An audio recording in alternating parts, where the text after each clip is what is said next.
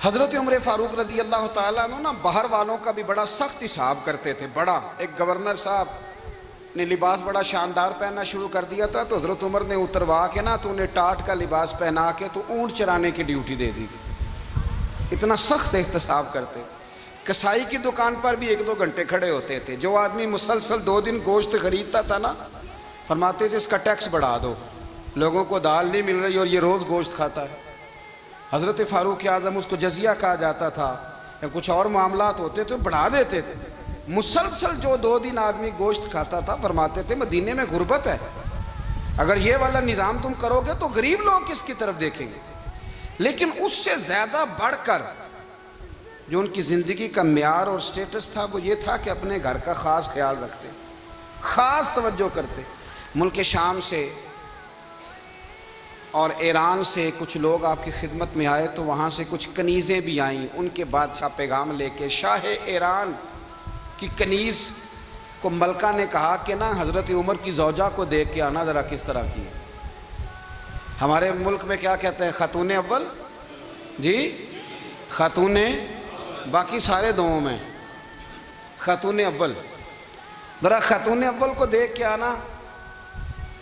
تو وہ جب آئی نا گھر میں ملنے تو کہا کہ مجھے میری ملکہ نے کہا تھا کہ عمر کی زوجہ سے اہلیہ سے ملاقات کر کے آنا. تو حضرت عمر کی اہلیہ نے نا ایک جوڑا کپڑوں کا دے دیا ملکہ کے لیے اور ایک خوشبو کی شیشی دے دی. اب جب وہ تحفے وہاں بھیج گئے تو اس ملکہ نے نا کچھ سونے کا سامان بھیجا, کچھ زیورات بھیجے, کچھ تحائف بھیجے. جب حضرت عمر کے گھر آئے نا وہ خادم لے کے آیا, اس نے کہا جی آپ کی اہلیہ نے تحفے بھیجے تھے. تو جواب میں شاہ ایران کی بیوی نے یہاں جس ملک کا وہ سفیر تھا انہوں نے بھی یہ بھیجے. تو حضرت عمر فاروق نا وہ تحفے لے کے گھر گئے تو جا کے کہنے لگے اپنی اہلیہ سے یہ تو کب سے تحفے تحائف بھیجنے لگ گئی ہے, یہ کب سے نظام شروع ہو گیا؟ تو کہ حضور تحفہ دینا لینا تو ٹھیک ہے, سنت ہے, محبت بڑھتی ہے, تو یہ کوئی قباحت نہیں, اور میں نے اپنی ذاتی استعمال کے لیے جو چیزیں رکھی تھی وہ میں نے دی ہیں. تو حضرت عمر فاروق رضی اللہ تعالیٰ عنہ فرمانے لگے ہم نے کسی ملک کے ساتھ اور اس کے بادشاہ کے ساتھ ذاتی تعلق نہیں بنانا, تعلق جو بھی بنے گا رسول اللہ کے دین کی برکت سے بنے گا. حضرت عمر فاروق رضی اللہ تعالیٰ عنہ نے اپنی اہلیہ سے پوچھا کتنے کا تھا وہ تیرا جوڑا اور خوشبو کی شیشی؟ انہوں نے کہا 3 دینار کی. فرمایا یہ 3 دینار تیرے اور باقی جو تحفے آئے ہیں وہ تو خود کہہ, چونکہ اس نے تیرے نام بھیجے ہیں, تو کہہ کہ میں مال غنیمت میں دیتی ہوں, تو کہہ میں مسلمانوں کو کہہ. تو زوجہ ہنس پڑی, کہنے لگی میں نہ بھی کہوں تو مجھے کہنا تو پڑے گا ہی, کہنا تو میں نے ہے ہی, جو کہ سامنے عمر فاروق ہیں, لہذا فرمایا کہہ دیتی ہوں میں نے دیا خزانے کو. حضرت عمر نے جمع کرا لیا. میں یہ کیا بات ہوں, میرے گھر والے جو مرضی کریں, ان کا معیار زندگی جس طرح کا مرضی ہو. اور حضرت عمر ایک جملہ کہا کرتے تھے, اللہ کرے کہ یہ باتیں اس دور حاضر میں ہماری سمجھ میں آئیں.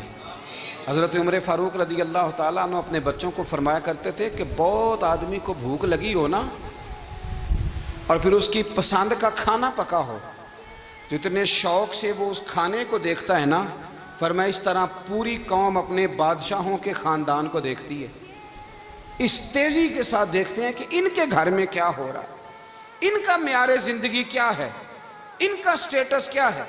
سیدنا فاروق اعظم رضی اللہ تعالیٰ عنہ نے اپنے گھر کے اندر اپنے بچوں, آپ کے بچے دونوں کاروبار کے لیے مصر گئے تو وہاں کے گورنر صاحب نے لوگوں سے, ایک بہت بڑا قافلہ گیا مدینے سے مصر تجارت کے لیے, جاتے ہیں نا آج بھی قافلے کئی ملکوں میں, تو یہ گئے تجارت کے لیے. تو حضرت عبداللہ ابن عمر, حضرت عبید اللہ ابن عمر, حضرت عمر کے دونوں بیٹے گئے. جناب عمر فاروق کے بچے جب وہاں پہنچے تو مصر کے گورنر نے نا لوگوں کو تعارف کرایا کہ یہ عمر فاروق کے بیٹے ہیں. حضرت عمر فاروق رضی اللہ, بچے ہیں, شہزادے ہیں, وہ کاروبار کرنے گئے اور وہاں لوگوں نے بتایا گورنر صاحب نے کہ یہ فاروق اعظم کے بچے امیر المومنین کے. لوگوں نے ان سے زیادہ مال خریدا, تجارت میں زیادہ نفع ہوا. ظاہر ہے کہ وہ آپ کے جو اللہ خیر کرے حکمران ہیں ان کے کاروبار کتنے ملکوں میں ہیں, کس بنیاد پر ہیں؟ وہ صرف اس بنیاد پر کہ وہ حکمران رہے, ان کے لیے آسان تھا بڑے لوگوں سے تعلقات بنانا. حضرت عمر فاروق رضی اللہ تعالیٰ عنہ کے بچے ڈھیروں مال کما کے جب واپس آئے نا تو حضرت عمر سے آ کے بچوں نے بطور محبت کا ابا جی اللہ نے بڑا ہی فضل کیا ہے، بڑا مال کمایا الحمدللہ، یہ دیکھیں کتنا نوازا ہے۔ تو حضرت عمر کہنے لگے سارے قافلے نے اتنا ہی کمایا ہے؟ سارے قافلے نے اتنا ہی کمایا ہے؟ کہ حضور نہیں، سارے قافلے نے اتنا نہیں کمایا، سب کو اتنا نہیں ملا۔ وہ تو وہاں گورنر صاحب نے لوگوں کو تعارف کرایا تھا کہ یہ عمر کے بچے ہیں، تو لوگوں نے پھر ہم سے بڑا ہی خریدا۔ تو حضرت عمر فرمانے لگے ٹھیک ہو گیا، میں بات سمجھ گیا ہوں، اس طرح کرو جو تمہاری اصل زر تھی نا، جو راز تھی وہ رکھ لو، اور باقی سارا مال مال خزانہ میں جمع کرا دو، اس لیے کہ یہ تم نے تجارت نہیں کی، یہ تم نے اپنے باپ کا نام بیچا ہے، یہ تم نے امیر المومنین کے بیٹے ہونے کا فائدہ اٹھایا ہے۔ فرمایا یہ تمہارا نہیں حق، یہ مسلمانوں کا ہے، اس لیے کہ یہ مال تم نے محنت سے نہیں کمایا، یہ باپ کی کرسی کا فائدہ اٹھایا ہے۔ اور فرمایا اگر تم نے مال جمع نہ کرایا تو میں مال بھی لے لوں گا زبردستی اور کوڑے بھی ماروں گا، ڈبل سزا دوں گا، مرضی سے جمع کراؤ گے تو کوڑوں سے بچ جاؤ گے۔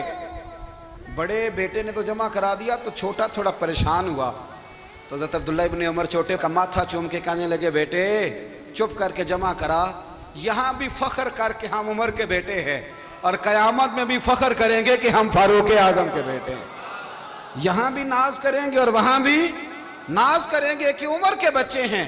ہمارے باپ نے خود بھی حلال ہی کھایا ہے، اور جب ہماری کمانے کی باری آئی ہے تو ہمیں حکم بھی حلال کھانے کا دیا۔ جنگ قادسیہ کے لیے حضرت سعد بن ابی وقاص کو بھیجا، فتوح الشام پڑھ کے دیکھیں۔ حضرت عمر بڑے پریشان ہیں، اتنے دن ہو گئے کوئی رپورٹ ہی نہیں آئی۔ اب تو موبائل ہے نا، ایک ایک منٹ کی رپورٹ لیں آپ، بلکہ آپ ایک ایک منٹ کی فوٹو لیں، آپ رپورٹ تو دور رہ گئی۔ حضرت عمر فاروق رضی اللہ تعالیٰ عنہ بڑے پریشان ہیں کہ قادسیہ میں حضرت سعد بن ابی وقاص کے ساتھ لوگ جہاد کرنے گئے، رپورٹ کوئی نہیں آ رہی۔ اتنے پریشان تھے کہ باہر نکل کے نا اس رستے پہ بیٹھ جاتے جو رستہ قادسیہ کی طرف سے آتا تھا، اس جو بھی آتا جاتا پوچھتے جنگ کے کیا حالات ہیں۔ ادھر جب اللہ نے فتح دے دی نا، تو حضرت سعد بن ابی وقاص رضی اللہ تعالیٰ عنہ نے نا ایک قاصد کو خط دے کے بھیجا، کہنے لگے عمر کے پاس جاؤ، انہیں اطلاع دو کہ الحمدللہ اللہ نے اسلام کو فتح عطا کر دی۔ یہ حضرت عمر کو جا کے دینا، وہ بڑے پریشان ہوں گے۔ وہ جو اس زمانے میں اس طرح ہوتا تھا کہ کئی دور دور سے صحابہ جو دوسرے شہروں کے ملکوں کے رہنے والے ہوتے تھے، وہ بھی آ کے شامل ہو جاتے تھے جہاد میں۔ کوئی ایک دفعہ مدینے آیا، کوئی 2 دفعہ آیا، پھر اپنے اپنے علاقوں میں بہت سارے لوگوں نے زیادہ دفعہ حضرت عمر کو دیکھا بھی نہیں تھا۔ وہ جو قاصد خط لے کے آیا تھا نا، اس نے 1 دفعہ دیکھا تھا، حضرت عمر بوڑھے ہو گئے، وہ پہچانتا نہیں تھا۔ میری بات کی سمجھ آ رہی ہے آپ حضرات کو؟ ادھر سے وہ خط لے کے آ گیا، حضرت عمر مدینے سے باہر نکل کے اس روڈ پہ بیٹھے تھے جو قادسیہ سے آتا تھا۔ جب وہ اس آدمی کو آتے دیکھا تو حضرت عمر اٹھ کے کھڑے ہو گئے، فرمانے لگے قادسیہ سے آ رہے ہو؟ وہ کیا کہتا ہے؟ پھٹے پرانے کپڑے، ٹوٹے ہوئے جوتے، سر پہ پرانی پگڑی، کہنے لگے غلام مدینے کے رہنے والے ہو؟ حضرت عمر کہنے لگے ہاں مدینے کا ہوں۔ کہا میں قادسیہ سے آیا ہوں، الحمدللہ اللہ نے اسلام کو فتح دے دی ہے، الحمدللہ کفر کی کمر ٹوٹ گئی ہے۔ اس نے یہ بات کر کے تو گھوڑے کو ایڑی لگائی، گھوڑا دوڑنے لگا مدینے کے، حضرت عمر بھی ساتھ ساتھ دوڑ رہے، فرمانے لگے اچھا بتاؤ خالد بن ولید کا کیا حال ہے؟ تھوڑا آگے جا کے فرمانے لگے اسامہ بن زید کیسے ہے؟ وہ کہتے ہیں ٹھیک ہے۔ پھر اس نے اور گھوڑا، عمر ساتھ ساتھ دوڑ رہے ہیں، ساتھ ساتھ 24 لاکھ مربع میل کا حکمران، ایک جوتا پیر سے نکل گیا، عمر دوڑ رہے ہیں۔ آگے جا کے پوچھتے ہیں سعد بن ابی وقاص کا کیا حال ہے؟ کہ حضور وہ بھی ٹھیک ہے۔ کتنے لوگ میرے شہید ہو گئے مسلمانوں میں سے؟ کہنے لگا صحیح گنتی کا نہیں پتا، یہ لفظ ادا ہوتے ہوتے مدینے کی سرحد آ گئی۔ لوگوں نے عمر کو گھوڑے کے ساتھ دوڑتے دیکھا تو کہا امیر المومنین کیوں دوڑ رہے ہیں؟ وہ غلام چھلانگ لگا کے نیچے آیا، قدموں میں بیٹھ گیا، کہنے لگا حضور آپ نے بتایا ہی نہیں آپ امیر المومنین ہیں۔ آپ فرمانے لگے کیا بتاتا؟ میں تو اونٹ چرانے والے کا پتر ہوں، کیا بتاتا؟ وہ عمر ہوں جس نے اپنے گناہوں کا حساب دینا ہے، کیا بتاتا؟ جو سعد بن ابی وقاص کو جہاد پہ بھیج کے خود بزدلوں کی طرح گھر میں بیٹھا ہے، کیا بتاتا؟ کوئی حیثیت نہیں، کوئی تار، تو نے اچھا کیا، تو مجاہد تھا، مجھے ساتھ ساتھ دوڑایا، تو نے اچھا کیا۔ جتنے لوگ تھے چیخے مار کے رونے لگے۔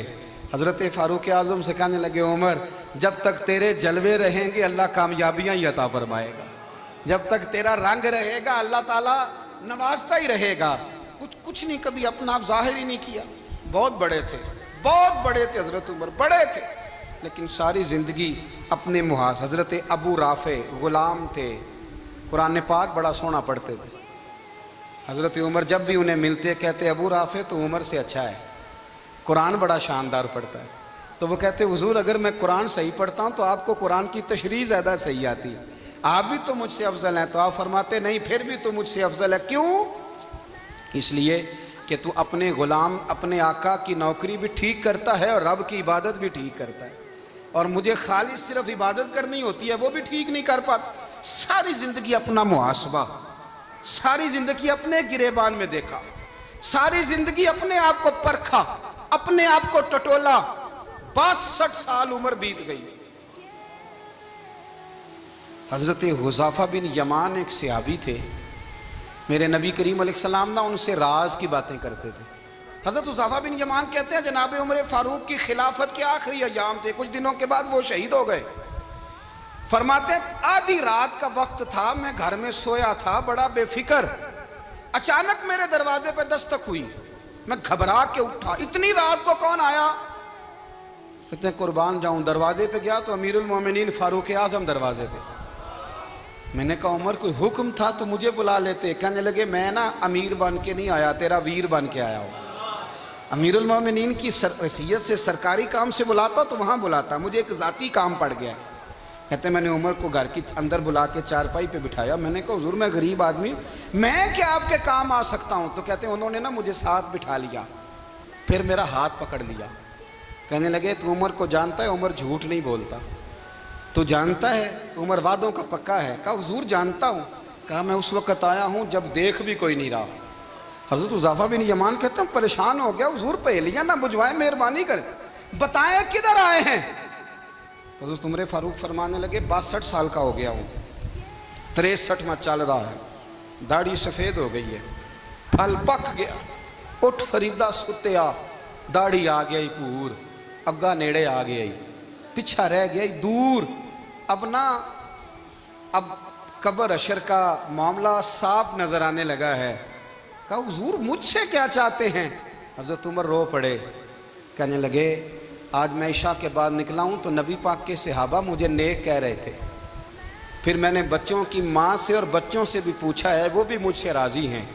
پر حذیفہ تیرے ساتھ نبی پاک راز کی باتیں کرتے تھے, سچ بتا کہیں عمر کا نام منافقوں میں شامل تو نہیں؟ سچ بتا ان منافقین میں تو شامل نہیں, کہیں اوپر سے تو نہیں سارا کچھ؟ حضرت حذیفہ بن یمان کہتے ہیں میں باپ کے مرنے پہ اتنا نہیں رویا جتنا عمر کے سوال پہ رویا. میں قدموں میں بیٹھ گیا, میں نے کہا نہیں عمر یہ تو میں نے نہیں سنا, لیکن یہ میں نے نبی پاک سے ضرور سنا ہے کہ میرے بعد اگر کوئی نبی ہوتا تو عمر ابن خطاب ہوتا. یہ میں نے اپنے کانوں سے سنا ہے کہ عمر جس گلی سے گزرے شیطان رستہ بدل جاتا ہے. یہ میں نے اپنے کانوں سے سنا ہے کہ 950 سال حضرت جبریل جناب عمر کی شان بیان کریں تو پھر بھی بیان نہیں ہو سکتا.